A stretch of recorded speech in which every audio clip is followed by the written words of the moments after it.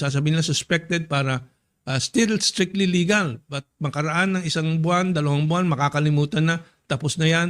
Anong klaseng logic yan? So finally, nagsalita na po yung misis po ng sinasabi ng NBI at ni Browner na spy at tinanggihan po lahat ng mga akusasyon.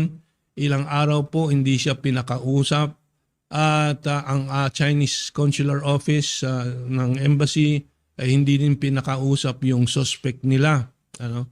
Kasi po inaayos ng NBI at nila Browner yung mga storya. So, yan pong ating mga updates po dyan. No? Ako'y na-interview po ng SMNI at ito po ang kanilang nilabas sa interview sa akin. Chinese spy diversion sa issue ng BBM administration. Yun po. So lalo po nilang dinadrama, dinagdagan nila ng 5 daw Chinese spy na nag-install po ng mga camera daw sa mga puno ng niyog para bantayan po ang mga Philippine Coast Guard ships daw sa South China Sea areas. Alam po ninyo, katawa-tawa lang po yan sa mga nakakaintindi po ng mga intelligence surveillance, lalo-lalo na satellite and other new electronic surveillance. And suspected Chinese spies, lagi nilang dinadagdag suspected, which is correct kasi wala silang pruweba ng mga Chinese spies po ito. Pero habang kanilang ginagawa itong kalokohan na to para ma-divert ang attention, sasabihin na suspected para still strictly legal. But makaraan ng 1 buwan, 2 buwan, makakalimutan na, tapos na yan, dahan-dahan nilang pakakawalan na at wala naman sala.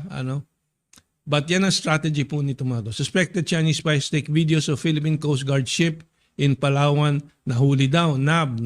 Ipapakita ko po ninyo kung gaano ka-sophisticated na po ang intelligence, surveillance. Ito po galing sa American magazine Popular Mechanics. Alam po ninyo may mga quantum sensors po. New quantum sensors, sabi nitong ulat ng Popular Mechanics, could make America's billion-dollar submarines obsolete.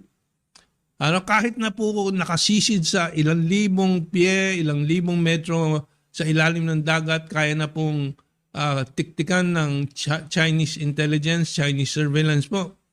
Tapos kailangan nila ng spies daw na magkabit ng video camera doon sa tuktok ng punong niyog para magbantay. Anong klaseng logic yan? Pero umaasa po sila sa mga medyo mabababaw po ang pagkaunawa, lalo-lalo sa mga masa po natin para mapaniwalaan kaagad sila. But alam naman po natin, hindi po yung lulusot sa atin